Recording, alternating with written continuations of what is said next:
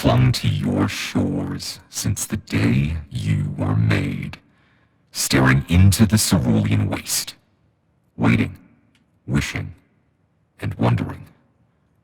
I saw them, the glowing embers of change, and harnessed them for my own. You cling to your shores, but soon you will be drawn into the deep.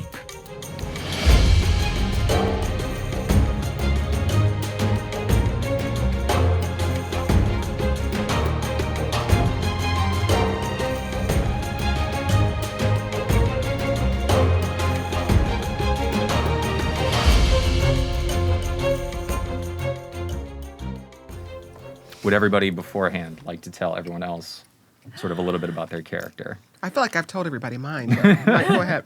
Oh, okay. We're going to me. We're telling the story of Vana, the druid, the wood elf druid. I was raised in the Cross Forest far to the north, and I grew up in my local tribe far from civilization, a bit of an outlander and a wanderer. And my family and my community were really what I cherished amongst the balance of nature. And local cities, civilization were encroaching on our forest, as happens. And we were kind of being pushed out of our forest, killed off. I was forced to escape to a city, to work with some smugglers as I grew, to try to smuggle my family out, smuggle my people out, and increased pressure and punishment from the local militaries and the city's governments began to persecute, kill off these smugglers, and it no longer became an option for my people for them to be saved, essentially. Except for the most vile and dark smugglers who were really just in it for the coin. So essentially, I am now on a quest to find an insane amount of coin to smuggle out the rest of my family and people from the forest, hopefully to bring them to safety. And a lot of this, my hatred for civilization and technology and kind of the getting away from the nature, really, I think, will hopefully come through in my character and the choices that I will make. Very nice. Ms. Osburn. Oh boy, that is so much more put together than mine. My name is Celeste Personame. I was like, where's that from? Oh. Celeste is an Azamir, so that means that she is essentially born a human, but when she was 10, started hearing a voice in her head.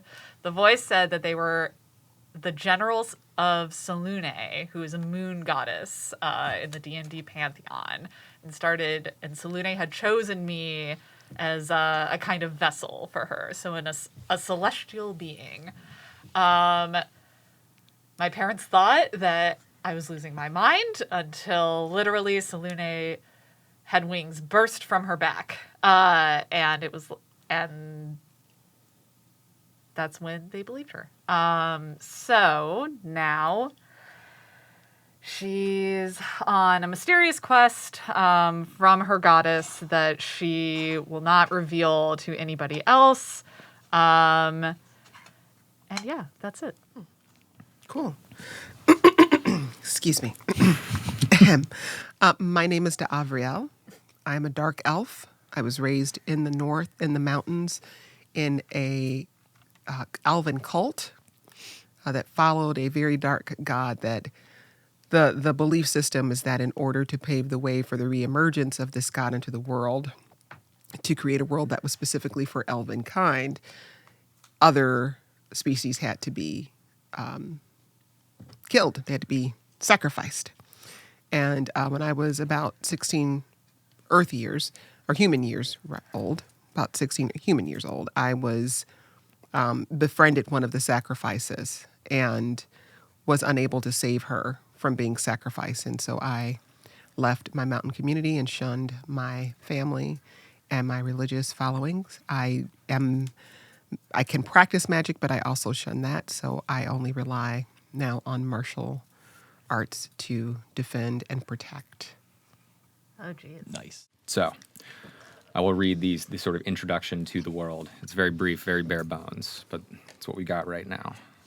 So our story takes place on an isthmus between two large continents, functionally, for our purposes at this point in time, called the North and the South. Whenever empires on either continent were at war, the first logical step on the aggressor's part is to take control of the land bridge for safe passage into enemy territory, in the process, oftentimes subjugating the people living there. After many centuries of being batted back and forth, citizens of the settlements on the isthmus banded together to form a confederation of city-states, known as the free ports. Controlling land trade routes between the two continents has made the cities in the free ports very wealthy and very powerful.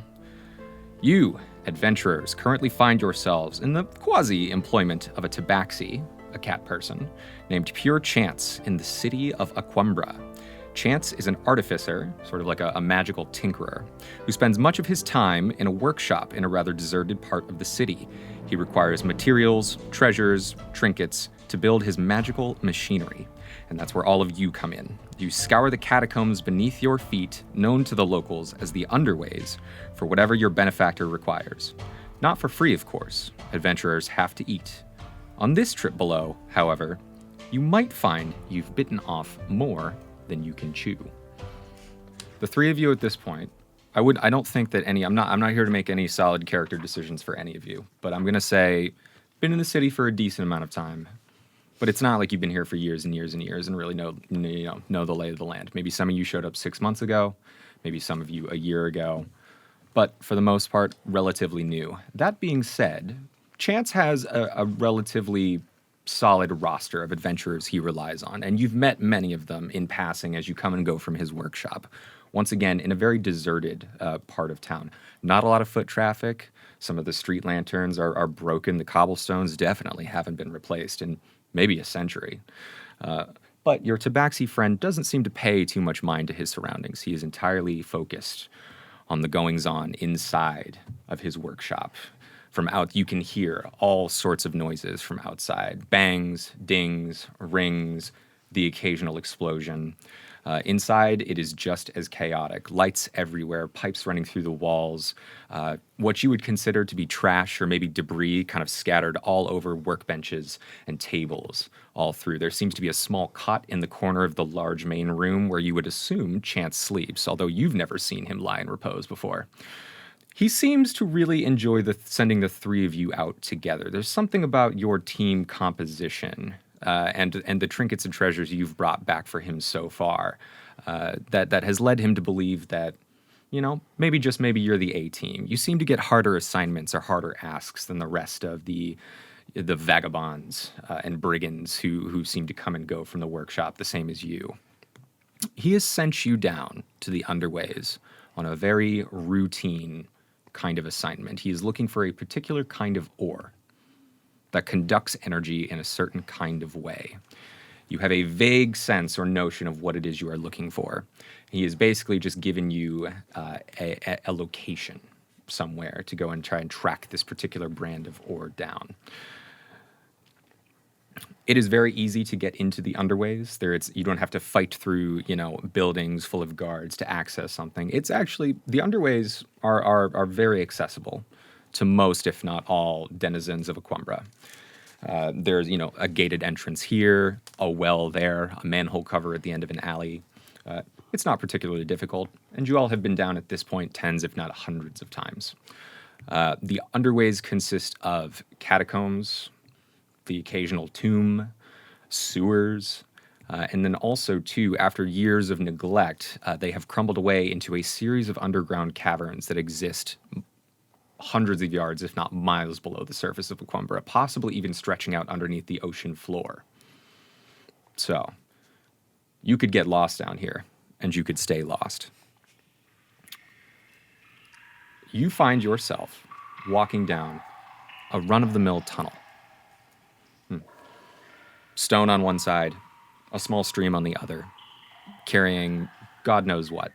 A slightly fetid smell, nothing you want to examine too closely. You're walking down. As far as you're concerned, you've never seen a wall in the underways just explode before.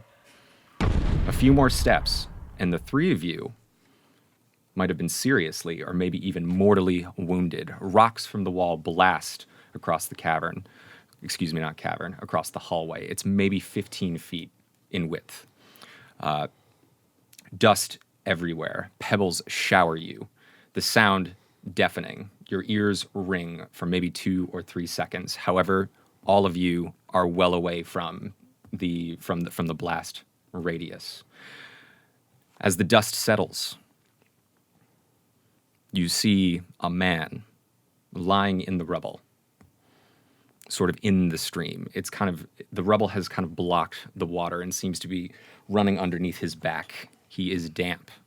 He's finely dressed in shimmering green trousers with a fine sort of golden vest and a white puffy undershirt. He has long blonde hair, and he is in bad shape. He picks his head up and looks through the hole of the wall. He shakes dust and pebbles from his long golden hair, and he slowly turns his face to you. He pushes his mouth into a pained smile at the sight of the three of you. It falls away to terror once again. Be careful! It's caught! He coughs up blood. He's in a fit.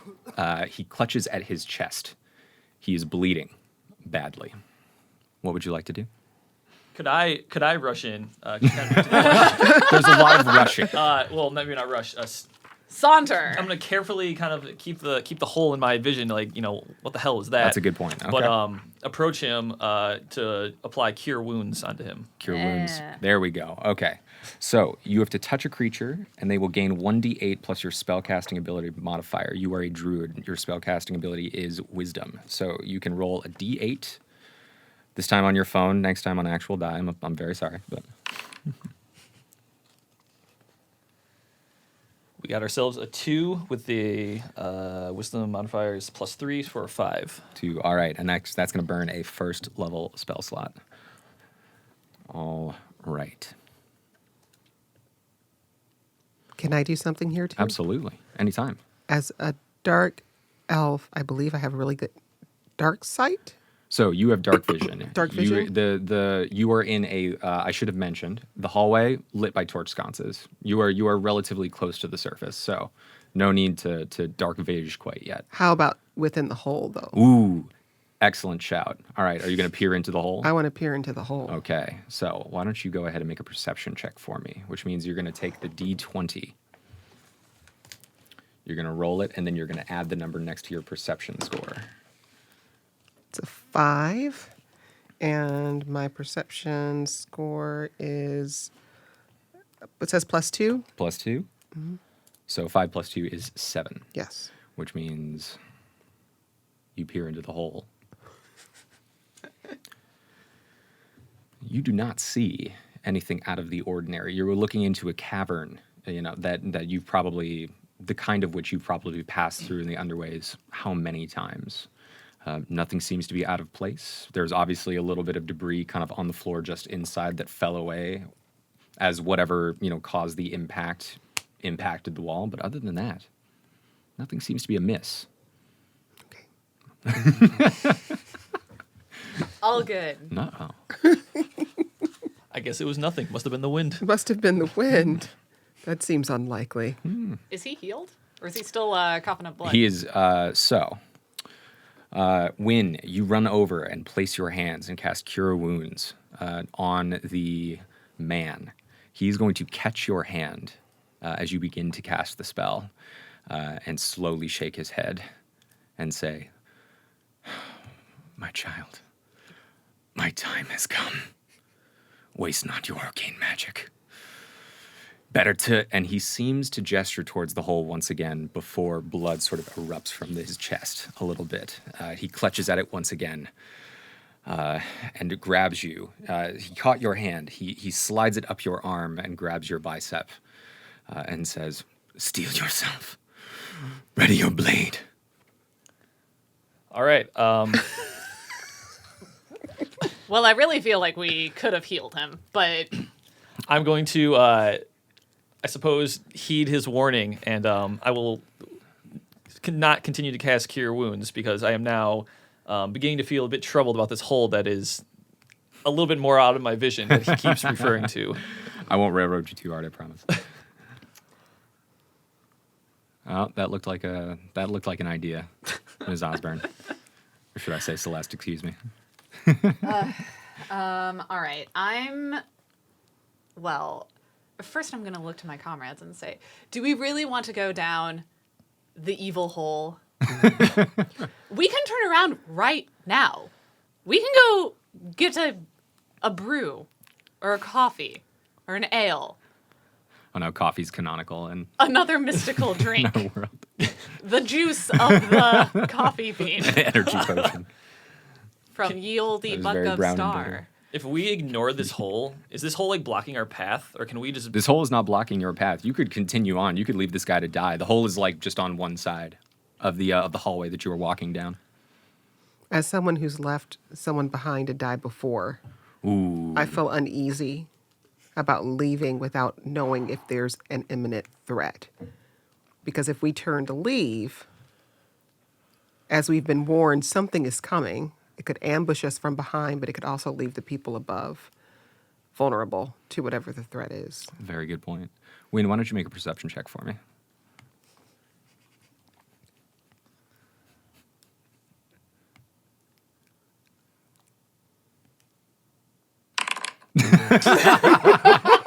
For those of you at home, I was supposed to bring the dice. I forgot. Mike is currently using a dice rolling app that comes packaged with sound effects. 18. 18. Very, very good. So, your companions are sort of debating about what it is they want to do next, but you felt the strength at which this man clutched at your bicep to warn you of impending danger. You've been keeping an eye on the hole this entire time. As they sort of talk about what there is to do next, you find yourself sort of drift into the darkness. Your senses sharpen. Your hearing is just a little bit more keen than it would be otherwise. And that's when you hear it. Faint at first, but growing louder. An inhuman crackle. An inhuman slither. Wet, sloppy sounds. And they're getting louder. And they seem to be moving in your direction.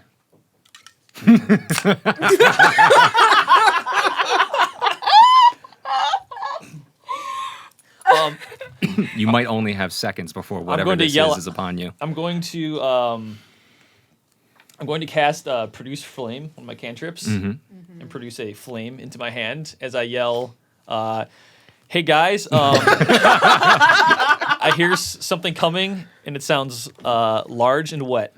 Are you holding the flame into the dark hole? I'm kind of holding it out in a like a stop my hand out kind of motion, ready to fire it off if needed. But at this point, I don't know what exactly I'm aiming at, so I'm kind of just waiting for the moment. Sure. You wave your. Oh, sorry. Please. Oh, no. Continue. Oh no. You wave your flame around in the darkness, and once again. Also, I believe as a wood elf, you also have dark vision. I do. Yes. I think we all have dark vision, for the record. Oh, fantastic. Well, that actually makes my job a lot easier. Plot. So the flame definitely still helps. Dark vision is a very I think I've explained this to all of you at one point or another. Dark vision, a very misunderstood sort of ability in 5th edition, but that's neither here nor there at this particular moment in time. You hold your flame out into the hole, into the darkness. Nothing. You seem to only be illuminating maybe another 10 or 15 feet. However, the sounds continue to grow louder. Now they are accompanied by footsteps. 1 footstep, 2 footstep, 3 footstep, 4 footstep. You can interject whenever. 8 footsteps. I grab my crossbow. Grab your crossbow. Excellent. So you're ready. I'm We're ready. readied up. Yes. Nothing's going to catch you by surprise. Heck no. D'Abriel, right? That's right. Perfect. All right. There are a lot of footsteps. Probably too many for a bipedal creature. What do you guys want to get like the hell out of here? So I think we retreat. We retreat back up the hallway. hallway, but still facing forward. Okay. We're not going to we don't turn our backs and run. I'm armed. I'm ready to shoot, but we're backing away. Okay. I think I'm gonna follow your lead and maybe slide behind you a little bit and let you take the brunt of anything. I'm gonna position myself to the right and hold my hands up because they're magical. Fair enough. All right. When, as you pull your flame away, out of the hole, just at the last second before you turn around to sort of follow D'Avriel back up the hallway. Let the record show we're backing up. There's no turning around. We're backing up. We're good. We're set to jet. Nothing's gonna happen. I promise. Okay. Like I said, I don't railroad too much. I promise. I'm very flexible, probably too flexible in some cases. At the very last second before you completely extricate your flame from this hole, you notice the light bounces off something and it reflects back. For the briefest of moments, you think you catch sight of something large looming in the darkness. As you back up, you all ready for whatever comes next. From the hole emerges a disgusting, large, green crustacean.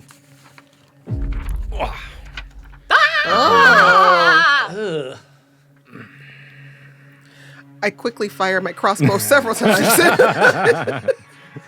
Sure thing. We're not even going to wait. The minute this thing walks out, we're doing it. I don't think there's any reasoning with it. Yeah, but You never know. Yes, nah. Fair nah, enough. son. In that case, I'm going to need everyone to... Actually, you know what? I am going to make a couple rolls here. That is a good question. D'Avriel, why don't you actually make a stealth check for me? Okay, my stealth is +1. Nice. Let's do it. 10. 10. All right. Oh, question. Yes, point of order. Okay. I have a cantrip called Guidance, in which if I touch one willing creature, they add a D4 to any ability check. Yes. Can I use that here? You can touch D'Avriel, and sure, why not? Okay. So you got a 10, and now you can roll a D4 and add it to your check here. Yeah. Wait, so I add again? I do it again? Do it again. D4, if somebody could though. find Jenn You the can D4. do it before or after. This is a D4. That is a D4. Okay. The pyramid of pain. I don't know why I said that. Wait, so how do you read this? It's on It's the the side. number on the, yeah. So it's a 1. It's a 1. Okay, an 11. All right. This crustacean emerges Wait, out of... but I already have a +1 stealth, so does that make it a 12? A 12? Yes. Okay. Yep. You got this. You got this. I gotta be out. Math, baby. This big crab has emerged from the hole. It's about 8 feet long, and its shelled body boasts 4 legs and 2 massive arms, ending in some of the largest pincers your eyes have ever lay on. You can't see if the thing has a mouth, but if it does, it's obscured by a set of red tentacles. Writhing at the front of its face, 2 black, beady eyes sit on either side of its monstrous head. For the briefest of moments, before a certain someone is going to fire a crossbow at it, it looks upon the man's body. Oh, no. He did I is make a still mistake? lying in front of the hole created. Unfortunately, he is a little too injured to have beat feet back in retreat with the 3 of you adventurers. Despite the state he's in, the man remains defiant, staring the creature back in its eyes. It snarls and takes notice of the 3 of you, and I'm going to need everybody to roll initiative. So I'm a 12. 12, very nice. Okay. Win is at 15. Wins at 15. Celeste is a 4. Celeste is a little behind today. Poor Celeste. She woke up late. D'Avriel, what is your dex score? Not your 13. modifier. 13. Okay.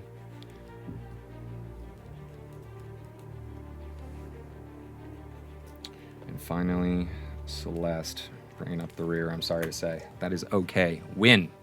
You are first up. All right. So first, I'll kind of run out to the front of our group, not necessarily incredibly closer to the creature, but in front of everyone, kind of. And I will cast Entangle where the creature's at. Ooh, Entangle's a great one. Okay. So, a creature in the area must succeed on a strength saving throw or be restrained by entangling plants until the spell ends. This creature is going to make a strength check, and it needs to beat an 11. That's how this is going to work. Sure. All right. Ooh. That is...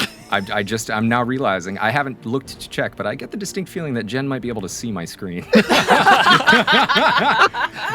So there's no point in keeping it a This is the secret. first time I looked at it. I didn't even notice. I Is didn't this a even good notice. or a bad? Suffice I'm it a to glass half full say- kind of guy. Suffice it to say, this creature is going to succeed on its strength check. How about that? How about that? How about that? Unfortunately, your attempt at entangle fails. You throw your hands out and cast the spell. Vines worm their way up from the ground underneath the stone tiles that make up the floor of this hallway and attempt to ensnare themselves around the creature's body. This thing is big. It is large, and you can feel the magical plant strain against its strength, its primeval strength, and it breaks free, snarling in your direction, almost chortling in a very unsettling manner. It's taunting you. All right. How big would I guesstimate this creature to be? I think I said so. It's about 8 feet long. It's Okay. very tall. Gotcha. Though. It is a so all of you, I believe, none of you are gnomes, dwarves, whatnot. All of you are medium-sized creatures, which means that you are like roughly like 5 to 7 feet tall. This is a large creature, which means it's probably 8 feet tall, 9 feet tall. It is very large and also in a very narrow hallway at this point in time. So it is sort of hulking. It would be very difficult to get by this thing to the other side. You can certainly try, though. Who knows? You will provoke an opportunity attack if you do move by it, however. So just to keep that in mind. Can I use my bonus action here? Do you have an ability I that... have Shillelagh. I believe that's a bonus action. I think you're right. I was charging my quarterstaff up. Since I'm I sure- have failed on slowing it down. I will never spell shillelagh correctly. Is it Shillelagh? I have no... I'm not Irish. I have no idea. Also, if that's not an Irish term, I'm going to be in more trouble. I believe it is. Okay, thank God. I am some Irish in me. I think it. This is why we're on tape, guys. Yeah. It's fine. Fair enough. That's a very good point. So, it is one bonus action. Hey. The wood or club of a quarterstaff you are holding is imbued with nature's power. For the duration, you can use your spellcasting ability instead of strength for the attack and damage rolls of melee attacks using that weapon. And the weapon's damage die becomes D8. The weapon also becomes magical if it isn't already. Perfect. Very nice. Very strong. Unfortunately, you've already used your action to cast Entangle, so you cannot whack said creature quite yet, but you're primed and ready to go on the next turn. I'm ready. If that's what you're here for. All right. Okay, and with that, would you like to move at all? I think I will back up more in line with my fellow adventurers at this point, since the entangle did Got not it. work. I want to kind of create some distance, but Fair enough. not abandon them. I think it makes sense that you guys backed up about 25, 30 feet sort of down. So if you back up even further, you're probably about 40 feet away from this creature. But Point you of order. Yes. Are we backed up against a wall, or are No. we like back with more hallway? More hallway behind you. Okay. You could fully just leave this this golden-haired gentleman to his fate. No, we're not But gonna what do sort of that. adventures would you? Yeah, I mean, we're not gonna that's do that. editorializing on the part, but y'all can do whatever you want.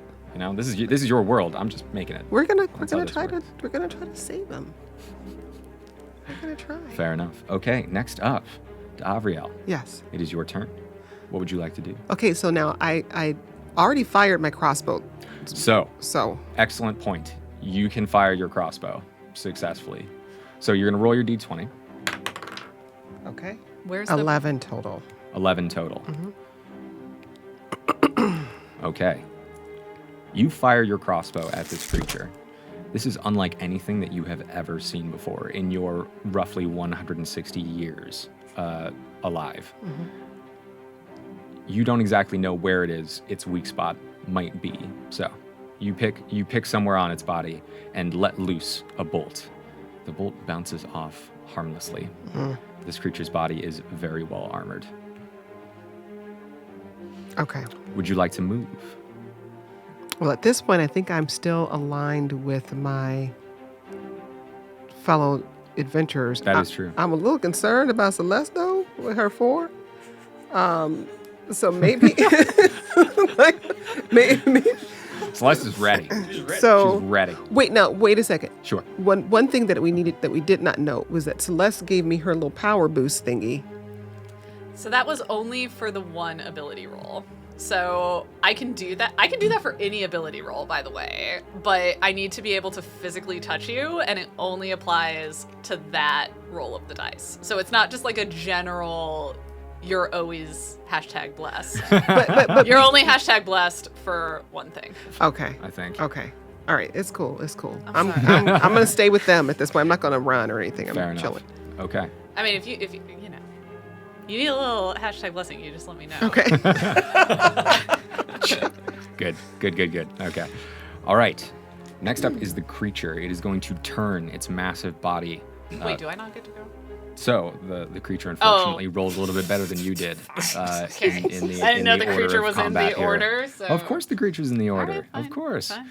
it is going to move towards all of you. However, it is not going to be able to, based on its movement speed and based on where you have all moved. It is not going to be able to make it to you entirely. However, it is going to reach out with one of its hulking arms and attempt to pinch the foremost member of the party, which I believe is D'Avriel. I'm fairly certain. So, Oh no. D'Avriel, can you tell me what your armor class is? It is a little 16. 16. Perfect. All right. I'm not gonna look at the screen. I won't look. Ooh. I mean. Okay, maybe I'll also have to put myself in check a little bit. All right, so it moves down the hallway. At this point, it is roughly 5 feet away from all of you, so it's not right up on you, but it is close enough that this creature can reach out its massive arms with its massive pincer, and it sort of lunges for you, D'Avriel. However, this thing's slow, and you are a trained fighter. You are able to easily dodge its attack. You are able to sort of glance it off into a wall, and the creature brings its arm back and hisses at you. It thinks that you, maybe not the best prey. It's going to turn its attention to the other person at the front and lunge with its other arm. Celeste, what is your armor class? Well, I'm the front. Okay. 16. 16. All right. That is going to be a hit. So we're going to roll damage. That is going to be 11 points of bludgeoning damage. What the frack? Censoring myself for the FCC. Okay. All right. Do you want me to tell you my hit points now, or no? That's okay. You can play your cards close to the chest. I'm sure it's not great. I know what they are. So I have a question. Yes. When do you have anything that can help Celeste? All I can do at this point would be cure some wounds, I suppose, if she takes some damage. Well, haven't you already used that? Or no, you got stopped from using that. I did, yes. And I always have it prepared. I theoretically have some stuff as well. Can you heal yourself? Cure wounds, you can, you just have to touch a willing creature, and as long as you're a willing creature, Slap you're the set health to into jet. yourself. Okay. Actually, I think all of you have some form of Hey. healing capacity. D'Avriel, you have second wind. Yeah, which I have is second wind. awesome. And your wounds, and then I've seen your spell list, and you're set to jet. You're just fine. Okay, so what now? What now? We keep going, So- until. Okay, at this point, fair comrades, I'm kind of thinking we don't know enough about this creature to kill it. Do we want to retreat? Do we want to try to go around it into the hole? Because the creature has moved away from the hole at this point by approaching us. Do we want to try to That is true. run around around it? it and go into the hole? Well, so I like just huddle up. Here's the problem. Yes. One thing you might want to consider. I didn't quite get through the explanation of what happens to Celeste here. Oh, okay, go This ahead. might this sorry. might change some of your calculus. Okay, go for it. Celeste is now grappled. So you've taken 11 points of bludgeoning damage, and you are trapped inside of one of these creatures. Oh. This creature's gigantic pincers. Hey. Okay. On your next turn, you will have to make a roll to see if you break out of its hold. But the creature's multi-attack is now done, and so we are available to move on to your turn here. When you are up, or Celeste, excuse me, I'm sorry, jeez. Win, sorry, buddy. Celeste, you are up. And now we need to roll to see if you escape. So I'm gonna say, because this is a grapple check, make a strength roll for me. Strength check. Okay. So, what am I rolling? Which die? am I D20 rolling? plus strength modifier. Okay, sorry. Nope, all good. Excuse me. Shoot. There we go. Oh God.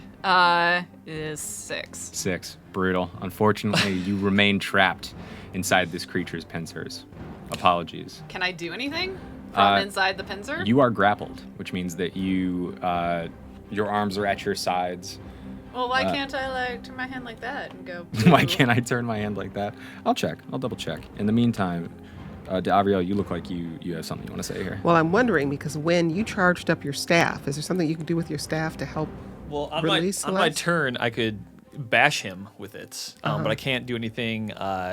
It's more for like attacking. I like powered it up more than which I could do when it's my turn. Okay. Which I may do. You can't like super pry. I could maybe. I could super pry my magic pry. A little bit different than Super normal. pride. Treat it like a crab claw. Tell you what. Wynn was actually raised in Maryland, so he knows his way around a crab claw. So. The deep lore. Oh, wow. Okay, so I just learned something brand new. And I probably owe many apologies to many of my former players. When you're grappled, you don't have any limitations on attacks or spells. Nobody thought of this until now. So you just can't move, unfortunately. Okay. Oh my God. All right. Well, then. Just heard that in my No. ears. Okay. Well, so from my pincered self, I'm going to turn my hand and I'm going to shoot a sacred flame at this creature. Nice. I need to start. I'll have had a much less crazy week, and I'll print out all your guys' spells. I should have. I've started opening them in different browser tabs. It's a good idea. exactly what It's I've a been very doing. strong idea. Strong idea. I'll be better prepared next time.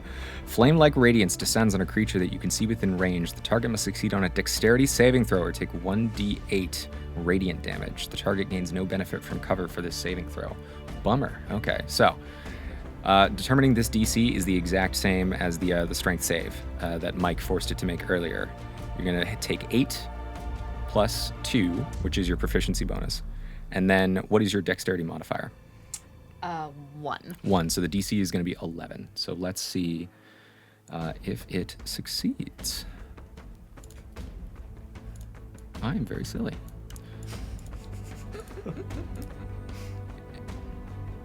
It fails. Oh my so, God. No, it fails. No, the creature fails. Oh, Your spell succeeds. I'm sorry. Hey. I will endeavor to be slightly more specific. Apologies. So it's going to take 1d8 radiant damage. So roll it up. Let's find out. I got to be careful because Jen's. I'm not bleeding. looking at the I'm bleeding screen. I'm here. not looking at it. Okay. This is the 8, right? That's 10. Oh my God. The 8 is the diamond. I the can't. perfect diamond. I have like a spatial awareness problem. All good. Okay. So it's this plus anything, or Nope, just 1d8 radiant. okay, fine. This is a cantrip spell. If they gave you bonuses, it would be horribly broken, especially because it's radiant damage. It's a 5. Nice. I like it. Okay. Okay. All right.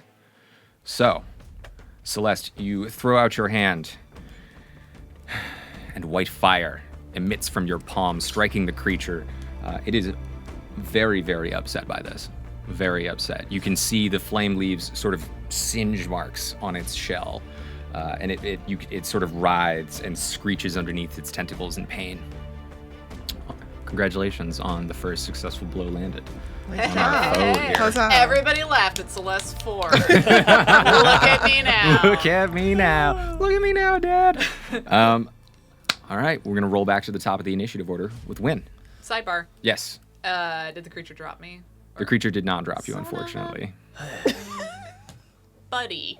So there are spell effects that's specific when it comes to grapple. There are spell effects that hurl creatures away, or that move creatures. If you were to cast one of those, sure, but just like a regular damage, probably doesn't cause it to drop you. Interesting. Still maintains the wherewithal to just keep hanging on. No, this is kind of unlike anything you've ever seen before. So, Question before I make my turn. Do you have any resistance to fire or anything like that? Now, that is a question I love to hear. No. Okay. I have necrotic or radiant resistance. But not fire. Okay. But not fire. That will inform. so you guys are co-adventurers, which means you've probably been out. So I'll allow like a little bit of metagame thinking, like a little bit of like That's what I was hoping you'd mechanic say. abuse. But if you're like, hey, let's plan out this like next attack that we've never rehearsed before, like Fair. that'll be. I just assumed. Rough. Maybe I wouldn't assume, but okay, good to know. Good to know. Then I will. Fair enough. Anyways, then for my turn, I will not do what I was going to do, and I'm going to move. We love a prompt reverse course. I will move within. I think I need to be within 30 feet for this. All right, it's 120 feet. I'm gonna stay where I'm at, and I'm gonna cast Scorching Ray. Scorching Ray is a good one. Why don't you hit me with the effect? Let's see what happens. So I'm gonna shoot 3 rays here. So do I roll 3? Ooh, it's a second level evocation spell. Wow. So make a ranged spell attack for each ray. I got 3 rays. I'm charging up and I blast all at him. Yeah. 2d6, I think, per ray. So first one is a 7 plus 3 is a 10 for my first ray. 10. Your first ray. Well, I'll tell you at the end. Why I not? like it. My second ray will be an 8 plus 3, which is 11. Okay. Gotta get these numbers up. And third ray will be a 6 plus 3, which is a 9. Not great. Oh my god. You fire your scorching rays at the creature. It seems unaffected. However, it has turned its attention to you. It was fascinated by the small creature it has trapped in its claw here, trying to clamp down on its. I think you have scale mail. Wow. Scale mail? Good guess. Is that Yeah. it? What is it? It is scale. Scale mail. Perfect. Wondering why it's not seeing any blood coming out of you quite yet, despite the fact that it's squeezing you really hard, and then it's hit by 3 rays while not doing any damage. Its attention is turned to you, Win. Fantastic. Gotta love it. At this point, I think my inner druid, I always like the idea, thrill of a good hunt at this point.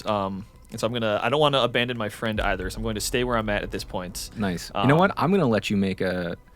You know what? Just for a little bit of flavor here, I'm going to make an extra regulatory decision. Sure. Outside of the rules decision. Why am I trying to be smart about this? Ooh. Yeah, I never tried to be smart in my life. Yeah, you realize you can do anything and we're not gonna know. That's, Yeah. What was I saying? You said you're gonna do something a little special here. That's right. I'm gonna let you make a bonus nature check A bonus nature check. to try and ascertain. You're gonna call on your druidic powers Sure. to try and ascertain sort of the nature, if you will, of this creature. Okay. So what does that entail So here? that's gonna be a D20 plus your nature modifier. D20. Let's see. It's gonna be a total of an 8. An 8, fantastic. This thing is a mystery to you. It is just whatever app you're using, Mike. I get a new one because you are tanking here, buddy. It is Win. I'm on roll negative 20. I meant to go on roll 20. Fair enough. My bad. Very funny. He's a comedian. This one. Yes. It is. This thing is just very foreign to you. You try and reach into the druidic portion of the weave, which is kind of the magical energy that courses through existence, that lets you cast magic. You try and tap into that portion, and it's you're just coming up with question marks. Unfortunately, this thing is just on the whole very strange. Would you like to move? Would you like to take a bonus action on your turn? I'm not sure. Wait, can I stand by? Sure, no worries. This is a long 5 to 6 seconds. That's how it happens sometimes. Yeah, I don't think I really have any bonus action here. I guess I'm just gonna. You know what? I'm gonna maybe just stay right where I'm at Fair enough. and just stand my ground, ready to wallop him with my quarterstaff as needed, I'm going to stand safely behind my friends. and my stick. Yeah, exactly. Yeah. Yeah, very nice. All right. And with that, we're going to roll around back to Davriel. Okay. I'm gonna go brute strength on this. Brute strength on and, this. And try to You're get a my fighter. That's how try this to get works my out. girl Celeste out that pincer. Very good point. So I'm going to use fighting spirit. Ooh, okay. So as a bonus action, and I read up on this today, as a bonus action, you are going to sort of draw on the raw martial talent you have honed over years, and you are going to give yourself advantage on attack rolls for the rest of this turn. Okay. So if you, for instance, let's just say you take your longsword and you're going to attack the creature, what advantage and disadvantage, you'll see those kind of thrown around a lot. Advantage means you're going to roll twice, and you get to take the higher of the two rolls. Disadvantage means that you're going to roll twice, and you're going to take the lower of the two rolls. Okay. Unfortunately. Okay. So first I have to do. So I'm going to pull my longsword. Pull your longsword out. Very nice. All right. I'm going to use some of my innate elven speed to move close enough to the creature and try to hack off the claw Nice. Very nice. that is holding Celeste. Very nice. Okay. All right. So we're going to roll to hit. Okay. So And you are proficient in longswords. Yes. So the way this is going to work, we're going to roll a d20 two times. We're going to take the higher of the two rolls. okay. Come on, baby. We gotta get Celeste free. Help me. Okay. 14. And 4. 14 So, and 4. Yeah. So we're going to take 14. 14. So now, because you're proficient in longswords, you can add your proficiency bonus to that 14. Okay, so that's 16. 16, and you get to add your strength bonus as well. So it's 19. 19, roll a 19. A 19 will hit. Very nice. So now we're going to roll damage. Longswords, I believe, are 1d8 slashing. I think I wrote it down Yes, at the top. 1d8. Yeah. So you're going to roll 1d8, and then you're going to add your strength modifier to that roll.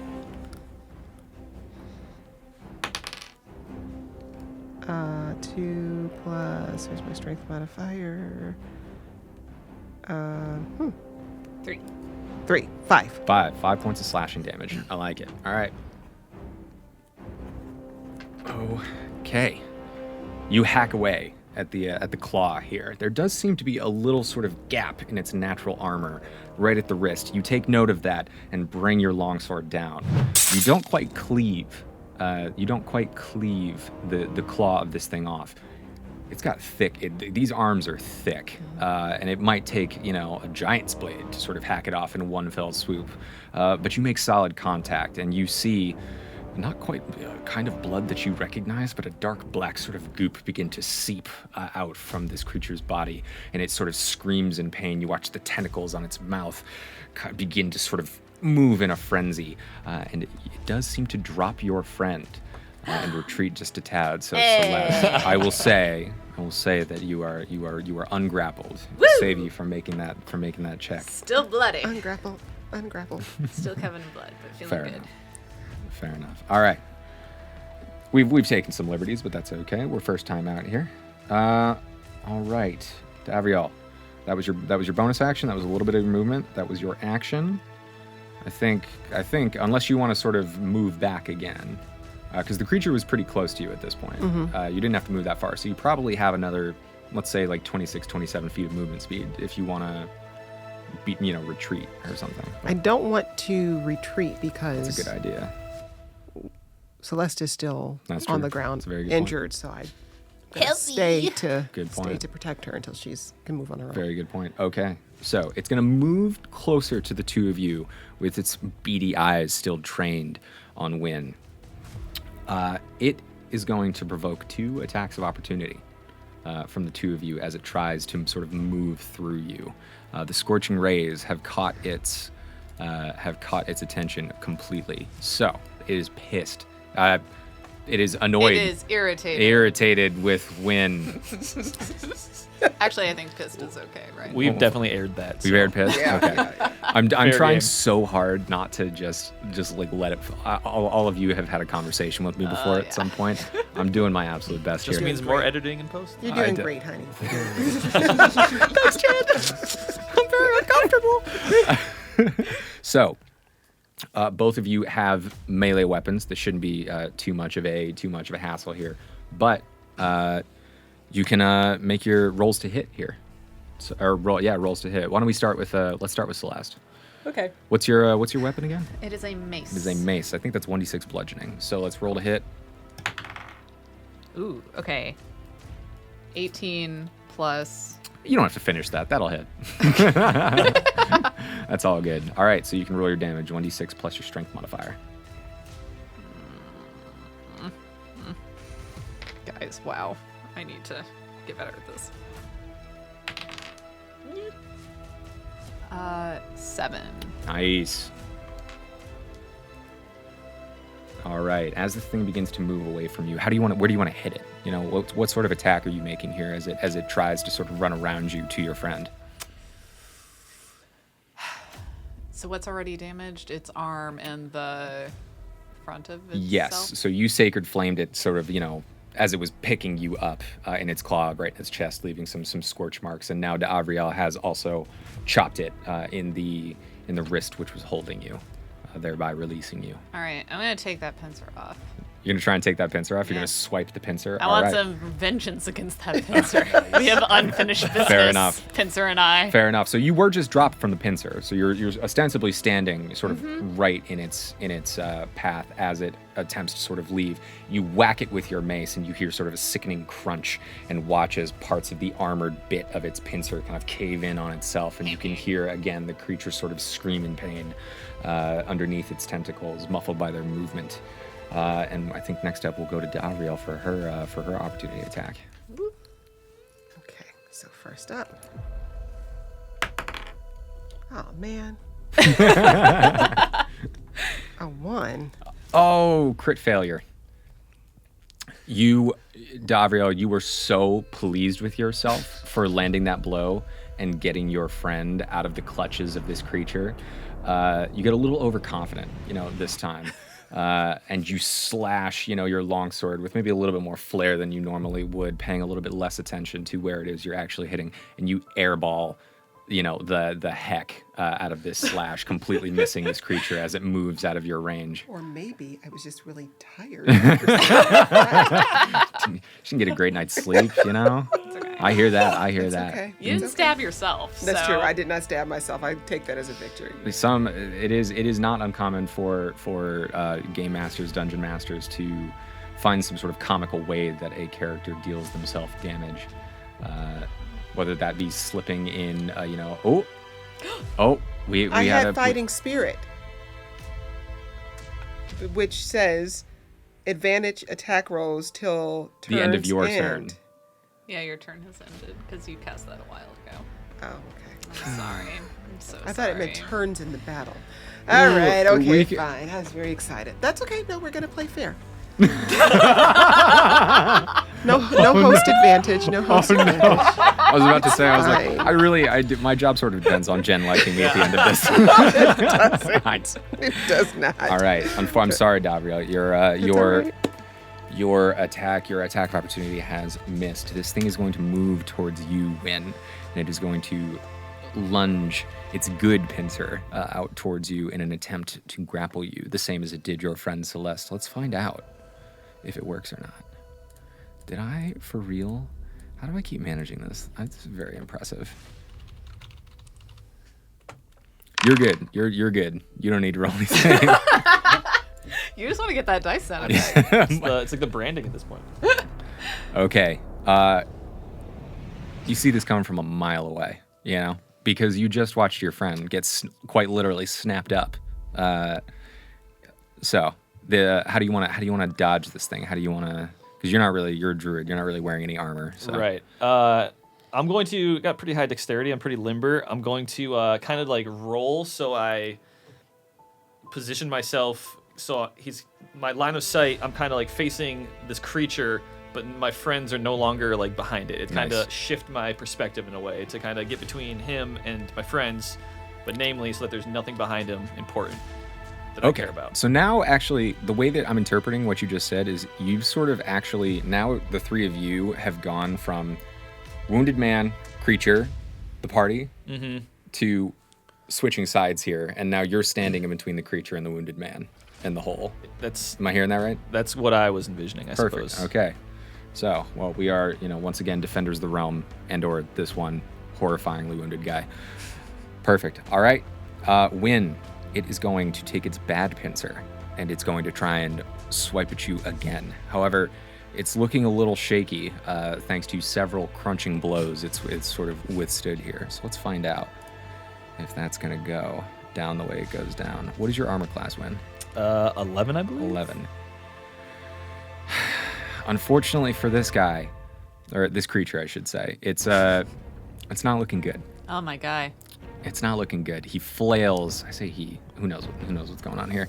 It flails with its bad pincer in your direction once again, and once again, it's an easy dodge. Not a problem. This thing's turn is over, and we're gonna move on to Celeste. Oh. Wait, okay. You made attacks of opportunity. They don't count as your turns. That's right. You basically get free attacks because this thing got upset and didn't disengage from you. So where am I in relation to the creature now? So now you're sort of back to where you started, where the three of you are just kind of standing in a clump, and it's maybe, 6 feet away, 7 feet away. Okay. All right, well, I'm going to bust out the Radiant Soul. Oh, jeez. Celeste's favorite celestial party trick. I've never played with an Asmar, and oh my god, this is the silliest thing I've ever heard in my life. Could you explain what this is? What is radiant soul? Paige, would you like to explain what the heck this is? Radiant Soul is a thing that a Protector Aasimar can bust out, in which you unleash the divine energy within yourself, causing your eyes to glimmer and 2 luminous wings to sprout from your back. It lasts for 1 minute, and during it you have the extra flying speed, and you can deal extra radiant damage in addition to whatever damage comes from your attack or spell. This is true. The extra radiant damage is equal to your level. You are a level 3 cleric. So, yep, It's like a little angel Hulk out. that is right. Right on. That is correct. All right. You can use your action. So, unfortunately, this is your action for your turn. So if you have bonus actions that allow you to cast spells, that's fine. But you can't make an attack if you're going to use Radiant Soul. But you can do it next turn. I'm not saying you can't. It's fine. I'm not it's saying you fine. can't. It's fine. I would know if I had a bonus action, right? What dictates that? So on a spell, it'll say casting time. So like Shillelagh is a spell where it quite literally, at the top when it says casting time, it'll either say 1 action or it'll say bonus action. Okay. Well, that's gonna take me a long time to look up for all of these, so I'm gonna do it. I'm gonna Hulk out, and Nice. then I'm gonna stand there. Nice. we're all admiring now, like, wow, she's so cool. Yeah, she's super. It is a Super glowy. It is a striking transformation, and one that not many people can do. With all due respect, Win, there are druids all over the world. People have seen druids wild shape. Pretty cool. We've seen wizards, do interesting things, but there aren't that many Asmar just walking around, in every day. So this is something that's pretty rare to lay eyes on, and it is maybe in some cases inspiring, in other cases intimidating. Who knows? I will also say, for the record, that in all of our adventuring together, I have not busted this out Ooh, yet. this is the first time. Ooh. All right, so Really rare. I tend to just wear a cloak and mumble to myself, so you're not quite sure what my name is. that's all right. I do that in real life. I was going to say, I play that character every day. Very fair. Okay, Celeste, would you? I'd imagine you'll probably want to move next turn, Yeah. but you can move this turn if you want to. It's up to you. I mean, am I within, whacking distance of it? It doesn't really make sense to move now, No. other than to just stand there and stare at it, which I guess is an attack all its own. That is true. That's very true. No, I'm gonna hang out. All right, and with that, we're going to move on back to Win. All right. So knowing that, I'm going to put my hands together in this shape and cast Burning Hands. Burning Hands is great. A cone, 15-foot wide cone that hits everything in there for 3d6. Very good. Very good. Assuming this hits. Must make a dexterity saving throw. So I think even if it succeeds, there are some spells where if a creature succeeds, no damage. I think this is one where it still takes half damage. Half damage, I believe. On a success. So we already made a dex save for you. So I know that the DC there is going to be 11. So let's see if this creature succeeds. Come on, come on. Ooh. I don't need to do a lot of math on that one. That is a fail. That is a fail. So 3d6 full damage. Let's do it. Let's do it. Woo! Fry that crustacean. Boil some crab. Get some Old Bay cooking. It's a crab That boil. sounds like a It's Saturday crab boil. afternoon in Paige's backyard. So we got a 5. Very nice. Five first. We got a 4 5 forward. Nice. and a 3. And a 3. Okay, so it's a solid 12 points. 12 points of damage. Nothing to sneeze at. Okay. Why can't I do math? Because I'm cute, right? Okay. Nice. Can't have brains and beauty. I know. I'd be too powerful. Fantastic. Is there a bonus action? Would you like to move? What do you think? Is the creature still standing after that? The creature is definitely still standing after that. It is so you've done a significant amount of damage. It's not looking, bright-eyed and bushy-tailed, but it also doesn't look like it's dragging. Sure. Is there anything like around it that is now caught on fire, like in the landscape? Nope. For the most part, everything in the hallway is either stone or a running water. In fact, some water is being caught by the rubble in its way, post-blast of the hole, and is starting to run up onto the walkway that all of you are currently fighting on. So there's nothing wooden, or Sure. there's no vegetation that would catch on fire. Am I allowed to talk to the party here? Is that considered like table talk? Talking is a free action. So guys, we got some distance here. He's not going down too easily. Are we still trying to take him down? Should we consider maybe hightailing it down the hallway? What are we thinking here? Let's blow this popsicle stand. Well, wait, I have a question. Is the gentleman who initially came through the wall, is he still alive? We can't leave the gentleman behind. Well- Shut up. That's Voice not- in my head. That's Good. but Strong. is he still alive? Strong. So you could turn around and you can move to him and make a medicine check to try and ascertain his condition. Oh, I do have 4 medicine, for the record. Do you just want to turn around and I have a thought, but I don't know if I can do it. What I want to do. let's run it by? Okay, so right now she's still going full fairy Hulk. That's right. Right, so she's got a minute. She's full fairy He's Hulk. throwing flames. That's right. So they've got the monster distracted. What I want to do is go back to the man, if he's alive, and ask him, because he seems to know what this thing is, how the hell do we kill it? Sure. That's what I want to do. Okay. All right. Give it a shot, man. Yeah. All right. So he's not too far away. He's about maybe 10 feet away. So you can burn 10 feet of your movement speed. Let's do it. So, yeah. Okay. He is going. So, D'Avrio, you move towards the man and you kneel down next to him. You can see his chest is slowly, ever so slightly, just moving up and down. He's taking wildly labored breaths and he's still bleeding profusely. He turns his head towards you. He catches sight of Fairy Hulk over your shoulder, this shining, glowing, beautiful figure. Yeah? In the Keep going. Tell me more. it's very hard to compliment you sometimes, even if it's in game. And you see for a moment there is just pure joy in his eyes, and he turns to you and he says, "Representatives of the gods, thank them, praise be." He seems to be reaching for a rock kind of next to you. You watch him kind of strain for one of these. It doesn't look like anything special. It looks like any other sort of bit of debris. that has been scattered thanks to the explosion in the rock wall. But he's straining for it with seemingly the last bits of his strength. And I'll let you take free movement here while sort of we're hulking out, we're casting flames. I reach for the stone and I put it in his hand. You put it in his hand. His entire body ripples as if it's not quite real. So too does the stone. All of a sudden, radiant light begins to emit from this piece of rubble. You see cracks form around the outside, and it crumbles away, revealing a glowing gold orb.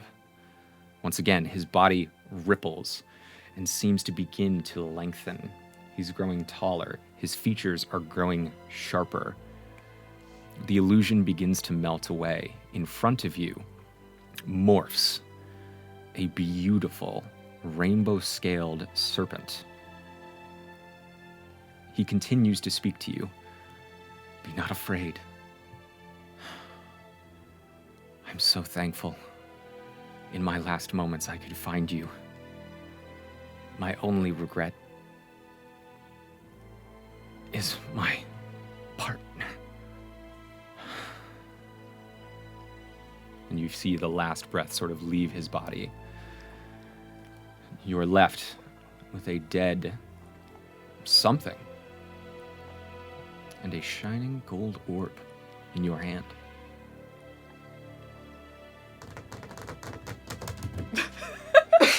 Okay.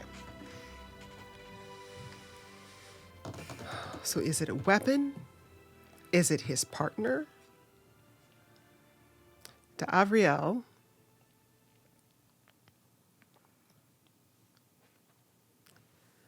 although D'Avriel no longer uses magic, she knows magic objects when she sees them or feels them. She senses them. And she knows whatever this orb is, it's important. Why don't you make an Arcana check for me? I'll make an Arcana check. Yeah. Okay. How do I it's only +1. That's okay. Okay. What do I do? That's all right. D20. This one? Yeah. 12. 12. You can feel warm magic radiating off of this orb. It feels good. You're holding it, you're not hearing any voices inside of your mind, which is something that you almost certainly have experienced, in the earlier portions of your life. You don't feel as though something is trying to worm its way into your mind. You are not experiencing any adverse kind of physical effects. You feel warm. You feel safe. Despite the fact that there is a 9-foot-tall crustacean attempting to kill you in an underground hallway, hundreds of feet below the city surface. D'Avriel senses that while this isn't a weapon exactly, it may be able to be used against the creature in some way. So she takes it in her hands and she returns to her comrades. And do I keep talking? Sure. Why not? Yeah.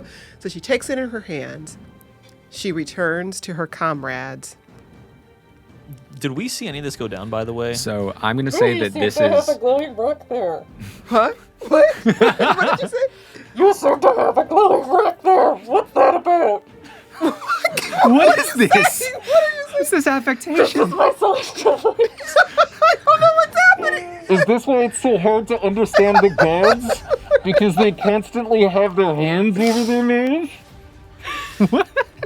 Oh! Yeah? Oh! So, okay. So D'Avriel thinks about what the man said, that he was thankful that the gods were present. So D'Avriel returns to her comrade, who's still going full fairy Hulk, and with the object in her hand, she grasps Celeste's hand. You feel a circuit of radiant energy sort of begin to move through you between Celeste's body and the orb in your hand. You're getting very similar feelings from both points of contact here. Do I keep going? So, to answer your question, confused. Wayne, She's trying to get information.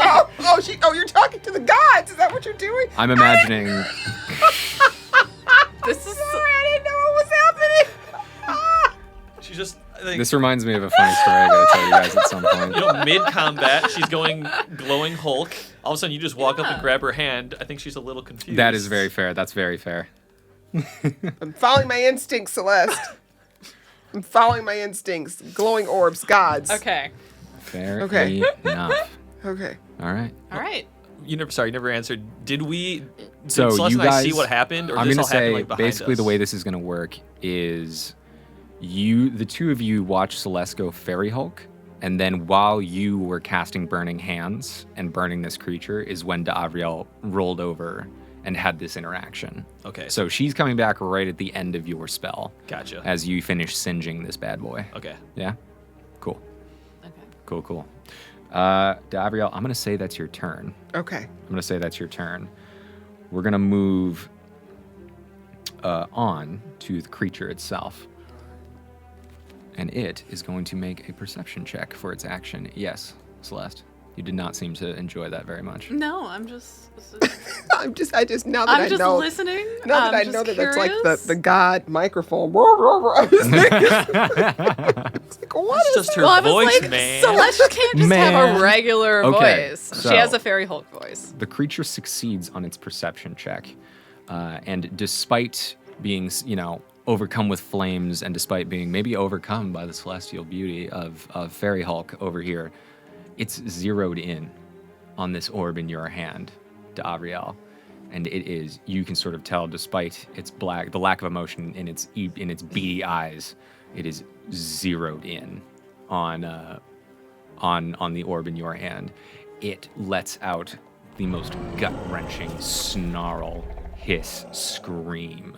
And you can see the tentacles, for the first time, all stand completely on end as it totally focuses its attention in your direction. It is poised to come straight towards you. You are now its sole focus. I am going to have it move towards you, and I'm going to have it attack. What is your armor class? I think I know, but just 16. 16. Okay, so it is going to swipe at you with one of its claws. However, it seems to sort of be fighting against a force that is pushing it back, and it misses with its first gigantic pincer attack. It is going to attack again with its other pincer, the sort of injured one here.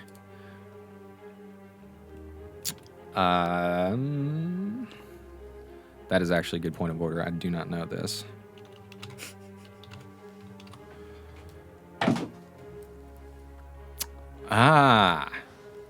Interesting. Okay. So, did you make that? Yeah. Nice. All right. I'm Dexterity, looking baby. for, I'm an elf. I'm a freaking elf. looking forward to more dex checks from you. Yeah, fair enough. More crossbows, longbows. Who knows? Fair enough.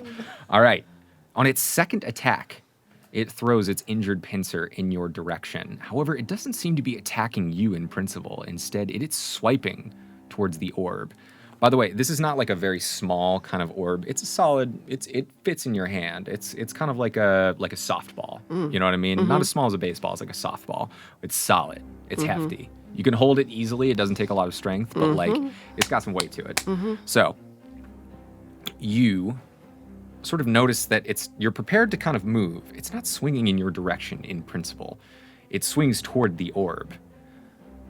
The orb stops its claw almost completely in its tracks.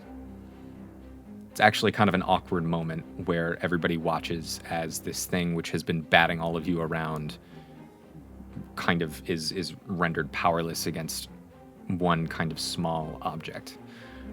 Once again, it is viscerally angry You could sort of feel its rage standing sort of right next to it. This is the closest you've been because it is right up on you, kind of attempting to smack you here. But it, unfortunately for it, fails. So we're going to move on to Celeste, who is hulked out. Okay, so I'm going to ask you if I can do something, if that's okay. Sure. Or if this is going to count as one action or two. So because we're still holding hands, I want to like throw her out of the way, but then turn with the other hand and whack it with a mace on the head. Can I do that? I would count the hurl out of the way as a strength check, which would also be an action, and then for you to also make an attack would also be another action. So unfortunately, I'm gonna rule that. No fun at all. I know, just like in real life. Oh, actually, okay. How about this? I like how this is just combat is just slowly becoming a negotiation between me and Paige. All right. Oh, you know this is how we I knew play. this was gonna happen. Fair enough. Okay, because I have my wings, because I'm very hulked out. Yes. Can I like shoot up into the air with her to get her out of the way, and then whack it with a mace? So. Because that would be movement. That's still a strength check. That's a movement. You gotta carry a full ass person with you. It's She's another a fairy Hulk. I'm a though. fairy Hulk. It's a fair. It That's doesn't not say anything about shoot. bonuses. It's not to shoot to me. We have to edit that out. Sorry. That's okay. I have half a mind to edit this entire conversation. No. I'm sorry. You got to pick one. Are you attacking or are you trying to carry your friend All out? right. Also, too, remember, if you don't take the disengage action and you try and leave this thing's orbit, you're going to provoke attacks of opportunity. From it? From it. Yep. Oh. I still want to hit it. Hit it. That's I'm fine. going to hit it. All right. Let's do it. Roll to hit. D20 plus your proficiency plus your strength modifier. Oh, hang on. What's the proficiency again? I'm sorry. Your proficiency is +2. Okay. Your strength is +4, I think. It's a 6. How's that possible? I got a 1. You also crit failed. Is it a crit fail if the proficiencies make it 6? Still a crit fail. I mean, it doesn't really matter.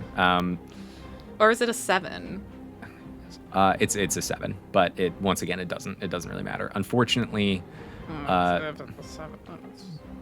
your friend 12. totally threw you off in terms of your next plan by grabbing your hand. I'm not used to affection. I'm sorry. You gotta make like purposeful eye contact or something. Oh, is that a thing? No. Oh, okay. It's not a thing. Oh, in real life, I got it. Celeste has an 11 intelligence. She needs like a little more. Okay. Fair enough. All right. You unfortunately miss. I'm very sorry. Which is a bonus action, anything, or you set to jet? I mean, I don't think I have any bonus actions. So, yeah, I'm just going to chill. Okay. All right. We move on to Win. When you're a damage dealer, apparently, here. Apparently. You said, wait, talking is like a free action you consider? Talking's a free action, unless you're trying to have a full-blown conversation. You know what I mean? Can I just quickly yell to... Davriel. Yes, Davriel. Just say, like, I saw, like, when the creature swung, like, kind of, like, froze up by what she was holding, and I'm just like, where did you get... Like, what is that? Where did you get that? The man serpent. You turn It's around. like, now notice this man serpent on the ground. Yes. I kind of recoil that I missed all this. Just no longer a man. Like fully in the place of this like horrifyingly wounded man is now a horrifyingly wounded large serpent. Like also very long, also very large. Also very dead. Dead. So 100%. we don't have to save him anymore. I assess very quickly and then turn back to the beast now, which is still attacking my friends here. And I'm basically still like right next to him, right? Like, Yeah, we're in the same pretty much, vicinity? yeah. Okay. I got one more spell slot here. Scorching Ray yet again. Scorching Ray yet again. I like it. Let's hope for the Let's do it. better here. Yeah. Hope for those rolls, my guy. All right, hold on here. Is that 3 d20s, right? Yes. Yep. We got Good. 7 to start. Okay, great. And this spell, I gotta like lay off it a bit. Oh, okay. 22 for next one. Sure. And 17. 17. 2 of your scorching rays hit. All right. So you can roll on a hit 4d6, right? 4d6 fire damage. My lord. So Okay. I can't wait for 4 ones. Here we go. At higher levels, when you cast this with a spell slot of 3rd level, you create 1 additional ray. So if you jeez, all right. I'm banking That's, on that. dude, that's gross. So I got a 4 and a 2 for 6 for the first ray. Nice, okay. And the second ray will be a 4 and a 1 for 5. So 11 points. So 11. Nice, okay. All right. Now you're getting somewhere. These scorching rays land. One of them goes a little awry, but for the most part, you're doing some heavy damage here. 2 of these scorching rays land right once again in the creature's sort of center of gravity, and you can see it physically recoil at the fire damage. You've been hammering away at kind of the solar plexus of this thing's shell, and you can see that it is really starting to heat up and cause it some serious discomfort. You're well on your way. Once again, it's not looking like on the edge of death, but it's in trouble. Let's put it that way. Bonus action or movement? What do you think? Once again, keeping in mind if you retreat, Right. you will provoke opportunity attack. Disengage is an action, right? Yes, Okay. unfortunately, you've already Then used your action on I'm going to Scorching Ray. stay right where I am. Fair enough. All right. And with that, we will move on to D'Abriel. Holding this orb. So I yell, because I'm still holding your hand. I yell, It's comforting. I yell to Win to get behind me. I don't know if he's going to be able to do that yet because he probably can't move to his turn. Sure. Wait, where is Win in relationship to me right now? You're all kind of standing in a line. So we're all kind of standing in the line. Oh, Okay. okay. So I shift myself to move in front of Win and Celeste. Okay. And actually, I'm going to use my action surge here. Ooh, all right. You get a second action. Yes. Nice. Yes. So holding the orb in front of me, I shift myself to move in front of Win and Celeste. Nice.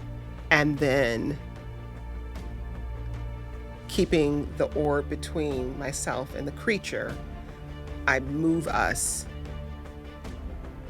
out of the back up the hallway out so to you're actually going to be going further into the underways. You sort of reversed positions. Are you going to back up past the serpent, the very dead man serpent? Oh, so we can't So- back up the passageway that going that direction? I can't. We'd have to flee. So we're fleeing down the tunnel, is what you're saying. Yeah. Okay. Deeper into Deeper the cave. into the underways, not back the way you came. Okay.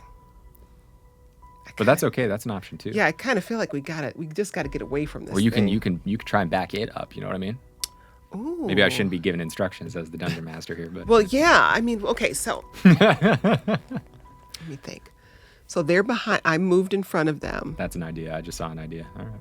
I'm okay. So if I back it up, where is it going to be moving towards? It's going to be moving towards the way that you came in. The tunnel. Yep. But Or that's the hallway, excuse me. But then that's going to be moving it back towards people So at the top, right? You probably you're well into the underways at this point. You're deep into the underways. So it's not like, it's like 50 feet and then there's a bustling marketplace full of people. It probably took you guys maybe 20, 30 minutes to make it down here this far. I'm considering whether to throw this thing at the thing because it clearly doesn't want to be near it, but it also feels like It wants to break it. it wants to break it or something. Like I don't want to put it in. Can you press it against the thing without letting go of it? Yes, I suppose I can. So I'm going to. Oh, so here's what I'm going to do. Let's do it. Here's what I'm going to do. So I moved in front of these two, and then I am going to, using my elven speed, I'm going to run up to the creature and I'm going to push the orb against the area in the solar plexus that was just hit Okay. by Win. All right. I like it. I'm going to give you advantage on this. We're going to roll to hit for this one. Okay. Yep. Give me.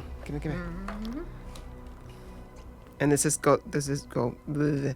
Do I add my strength modifier? What do I do here? Ooh, that's actually a good question. I'm actually gonna have you add your, because I'm actually gonna have you do your dex modifier in this one, because you're trying to sort of place this orb in a specific part of its body. You're not trying to like really hack something off. You know what I mean?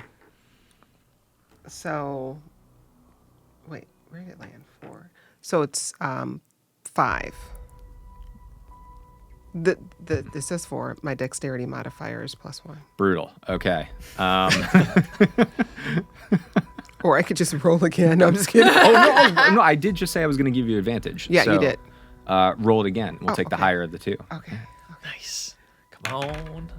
14! 14. Woo! Okay. Yeah, baby. All right. Yeah. All right. Okay. So plus 15. So 15. All right. So here's the thing. We're gonna look. There's some things that I know, about what's going on, and there's some things that you don't know. So you just have to trust me here. Okay. All right. Oh boy. It's not a clean hit. It's not a direct hit. It's not quite what you wanted, but you managed to get this orb close enough to this thing's body that you watch it recoil pretty seriously. You can't quite put it right on its chest, but you get it close enough to the point where this thing starts to back up. It backs up, and you can start to see that, if this thing had a face, it might be pretty nervous. Its body language is defensive, very, very defensive, and it backs up a little bit as you move closer to it with the orb. So, seems like you've done something. Who knows? Okay. You have another action too. Oh, I here. do have another action? Because you have action. You just used action surge. So your first action, you attacked with the orb. Okay. So I didn't get it right where I wanted. So with the understanding that this thing is trying to move away from the orb, I think I try again to get the orb to get the orb on its chest. It's trying to avoid it. It's either that or I just run towards it really quickly and see if I can make it scuttle away. Are you gonna try and throw the orb? Was that your first option? Well, I don't think throwing the orb makes sense because it would just bounce off the shell. Who knows? That's my thought. I don't know. I mean, I do, but Can I yell something? yeah, go for it. Totally. As my druid ways, I yell you. I say, "Take it down. A wounded animal is more dangerous." What do I do with that information? As in, I yell back, "What should I do?" don't let it get away. Don't let it get away. All right. Oh, fork. That's not helpful, Win. Okay, so using my strength, then I draw back, and with all the might in my elven body, I throw the orb. Throw the orb. All right. So we're gonna make a ranged attack. So it's just a d20 plus your dex. Okay. Okay. All right. And I don't think you're proficient in orbs, but I don't know. I didn't see that one. That'd be a tough one to look up, I think. Yeah. However, you are a fighter, and therefore I think you've probably thrown a ball at some point in your life, and throwing a ball is a lot easier than shooting a longbow. So I'm going to go ahead and say you probably have proficiency on this. So it's going to be whatever you roll, plus your proficiency bonus of 2, plus your dex modifier. So that's going to be a total of +3. Okay. All right, you guys. Here we go. Fingers crossed. All right. You got this. 17. 17 Woo! plus 3, a dirty 20. Yes. But that will be enough. You throw this orb. Your aim is true. You hit it square in the center where you were trying to place it earlier, and you watch as this beast recoils as a bolt of radiant light shines out, burning, scorching its chest. It shrieks out in pain. and is seriously, seriously wounded. You watch as its chest shell sort of begins to cave in on itself a little bit as the creature writhes. The orb stays attached to its chest for a solid 2 seconds as it does its damage, and then falls to the ground in front, back onto the stone underneath your feet, seemingly lifeless, still crackling with golden energy. And with that, I believe that is the end of your turn. It is the creature's turn. The creature is going to take the disengage action, and it is going to turn tail and move down the hallway about 10 feet. It is going to run straight through the wall of the hallway, sort of back towards the same cavern that it appeared from, and is going to continue to move into the darkness. And that is what it is going to do on its turn. You are welcome to give chase. Technically we are still in initiative. Celeste, you are up next. This thing is retreating. After it? Tally ho? I mean, I vote go after it. Yeah, we can go after it. We have to All pass right. this Wait. way on the way out. I don't trust. Point of order. Yes. You said that the orb was seemingly lifeless, but it was still crackling with energy. So is it still? I did kind of that was a confusing wording, Yes. but like it is no longer radiant energying, out. It's just sort of back to being in the same state that it was when the man serpent handed it to you. Okay. Okay. All right. Let's go after it.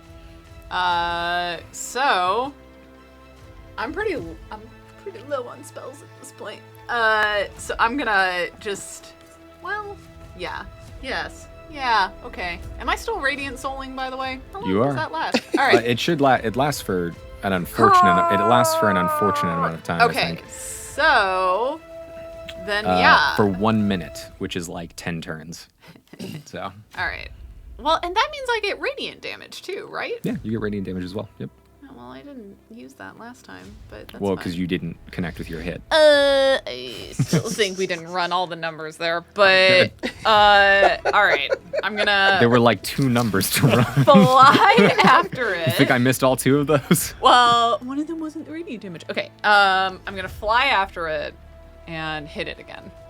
Okay, so you have a flying speed of I think 30 feet here. This thing was like 5 feet away from you, so you fly after it. Do you emit light? You must emit light. During it, you have a flying speed. I mean, you glow. You deal extra radiant damage to the target.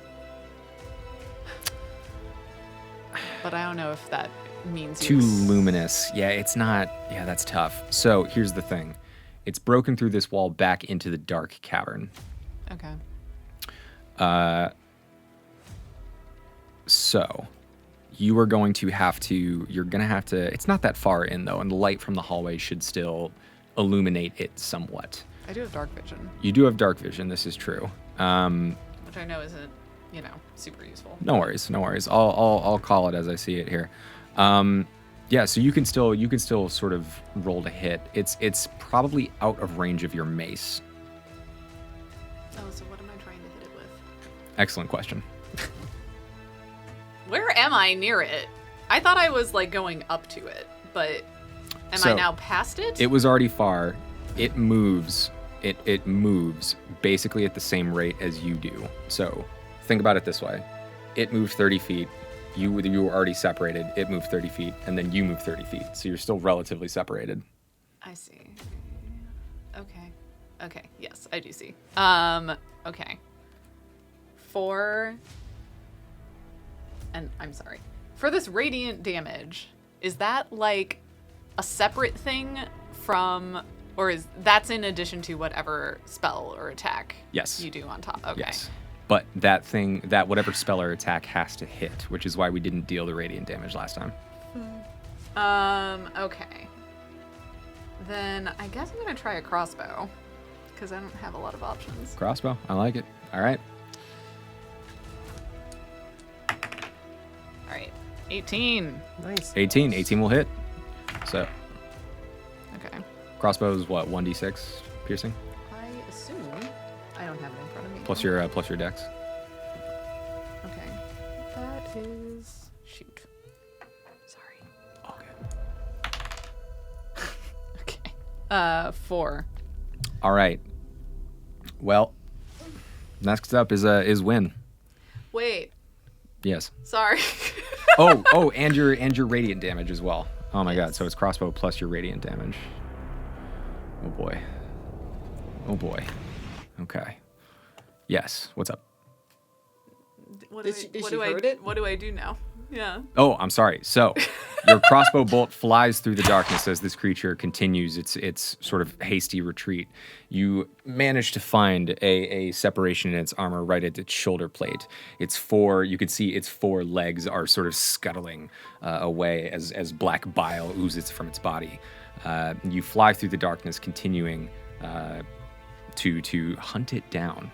Yeah. Even as it moves deeper into the underways, deeper into the caverns, deeper into what is known as the Underdark. Da, da, da. I know. All right, we move on to Win.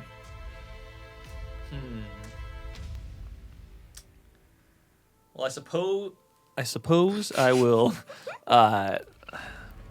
give chase as well. If I use detect magic on this stone, is that just for like finding magic, or will that tell me anything about the magic? So detect magic, I believe, also tells you the school of magic of a certain object. I think it does. Yep. So you could, but you're also attempting to kill a fleeing creature. Yeah. So detecting magic in the That middle little of the day. thing. That little thing. Yeah. Okay. Well, can I if I pick up the stone like as I'm giving chase, will that like count as an action? Picking up. That is true. No, so you can definitely grab it as a free action. I would like fine. to. That's totally fine. Basically, follow kind of Paige, but like grab the stone as I'm like running towards that same direction. Yeah, so that's the fine. stone stays with us. How much movement speed do you have? 35. 35. Okay, so you're still going to be relatively separated from the creature. Mm-hmm. So you probably can't just like whack it, but you'll be within firing range. Cool. And I will cast Produce Flame. Okay. All right. That's actually low key. That's low key very helpful. Okay. Are you trying to attack with the spell, or are you just Can I trying do to that in the light? same turn? Casting. You can also attack with the flame, although doing so ends the spell. When you cast the spell, or as an action on a later turn, you can hurl the flame. It says when you cast the spell, so you can hurl the flame at the creature within 30 feet of you. Oh yeah. So I cast the spell. It lights up, I think, a 10-foot area around me. Can I see the creature now? Like. So you can see the cavern that you're in, and you can see that there are multiple exits to this. Gotcha. You're sort of in like a. It's a craggy kind of rock ceiling, and there are just sort of tunnels leading off in every which direction. Well, I guess we're going for the kill, so I guess I'll attack it. Do it. Gosh, I hope this is getting close. We didn't do it. You can add your proficiency bonus on that too, Mike. I've been It's all right. goofing on you here. So I got an 11 plus 2 is 13 plus wisdom is 3. That's 16. 16. Nice. You throw the flame, and it moves through, sort of illuminating the back wall of the cavern. You can sort of see, the moss kind of growing over. This actually, on a different occasion would be a very nice, place to spend some time. You can sort of see the different layers, the stratification of the rock, etc., etc. Unfortunately, you miss with this flame as the creature takes a turn attempting to head down one of the tunnels on your left. I'm very sorry to say. Apologies. So, bonus action, anything, or? No, I guess I'm just gonna. I think that's basically all I got. I'm just gonna stand there with the rock or the stone in my hand. The stone. Okay. D'Avriel. So right now. So you're back in the hallway, and your two friends have beat feet into this newly created hole back into the cavern. Y'all, safety from in which numbers. the, Come on. How damaged is the creature at this point? Like, what damage does it have? I cannot tell you a hit point total. No. More just like it's got a beat up claw. Oh, beat up claw, horrifyingly damaged chest. Its shoulders kind of half separated. It's bleeding all over the place. It's in bad shape. Okay. I'm going to use my 2-weapon fighting. And I'm going to chase the creature into the cavern. Oh, wait. Okay. So you can chase it into the cavern. Your movement speed is 30. You're probably not going to make it into range from melee attack, unfortunately.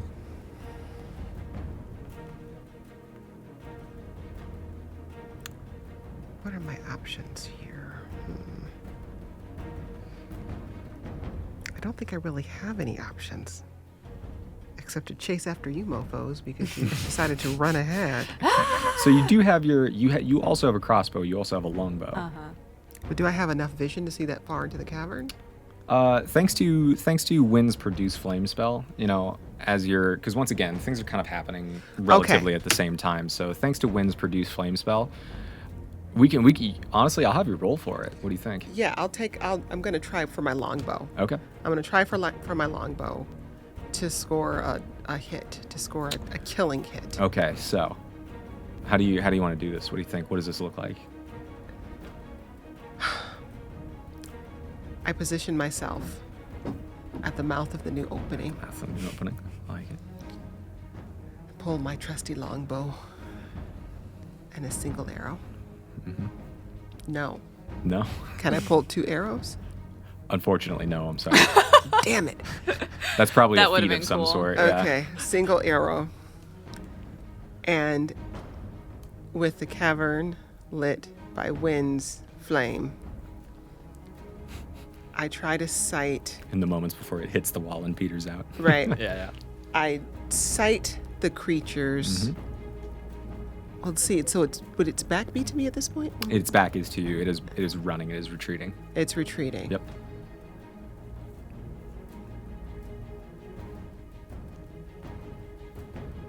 I'm trying to remember where the damage is, because I don't think a longbow arrow will just cut through its armor.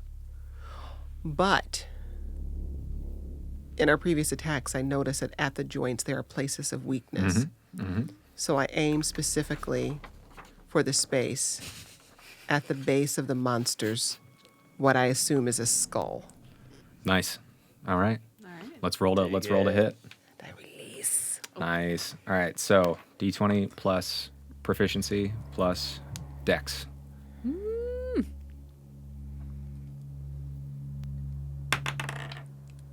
10 plus Proficiency. 2 plus my dexterity. With the whole dexterity or just the +1? Just the +1. So 13. 13. Unfortunately, Oh, fork balls, the man. flame, wind's flame, this is right. D&D. The wind's flame, right as you release the arrow, right as you think you have this creature in your sights, hits the cavern wall and sputters out, leaving you three and the creature in not in complete darkness. The torchlight from the hallway is still sort of leaking into the cavern, but enough that unfortunately you can't. Your aim is less than true. Let's just say that you hear as the arrow clatters off of the wall on the far side of the cavern. Unfortunately, I'm very sorry.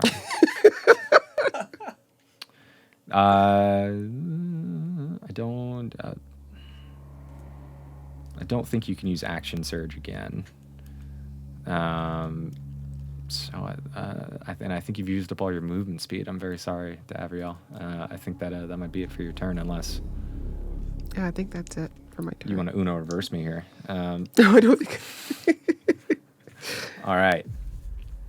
And with that, we move on to the creature. And the creature is going to continue to retreat. And now that it is in almost complete darkness, it is going to retreat down one of the multiple entrances. I need everybody to make, you all have dark vision, but I'm going to need everybody to make perception checks with disadvantage. Okay.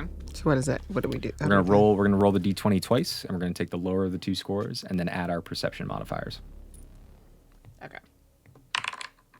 So.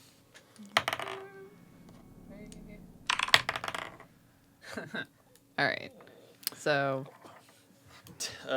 Plus, we say perception modifier. Perception, yep. Oh, I said 15. 15, all right, not bad, not bad. So you take the lower of the two? Yeah. Lower of the two, yeah. And you add it to your what?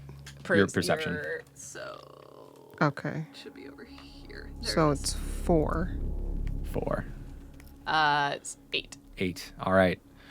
So, as this creature continues to scuttle away, you hear its footsteps grow fainter and fainter.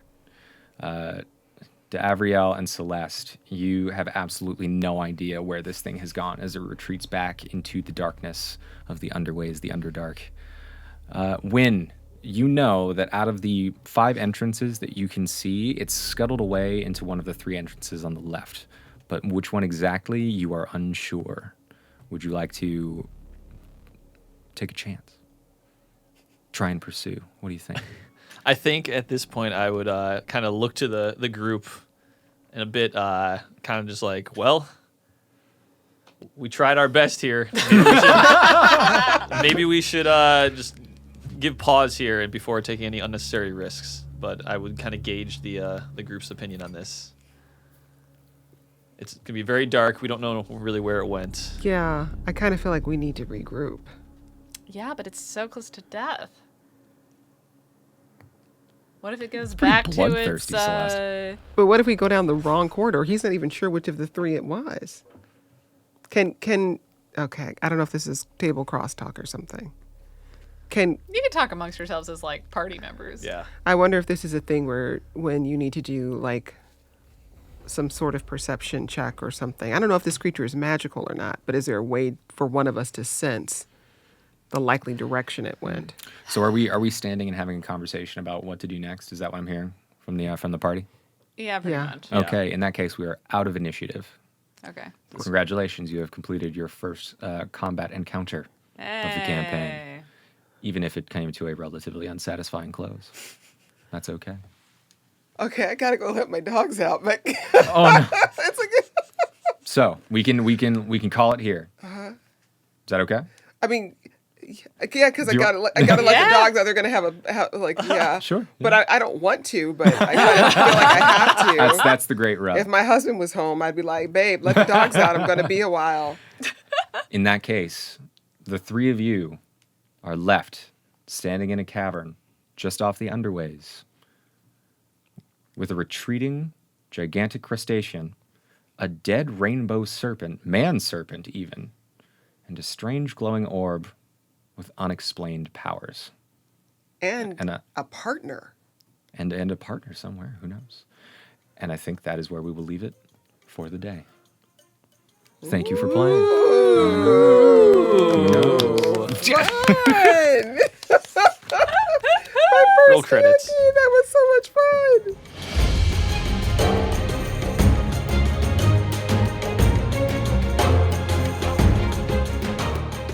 Thank you so much for listening to this episode of Public Ra-D&D. My players are Mike Kidd, 1A's engineer and sound designer, Paige Osburn, 1A's managing producer, and of course, Jenn White, the host of 1A from NPR and WAMU. My name is Chris, and I am your dungeon master and, occasionally, 1A's digital editor.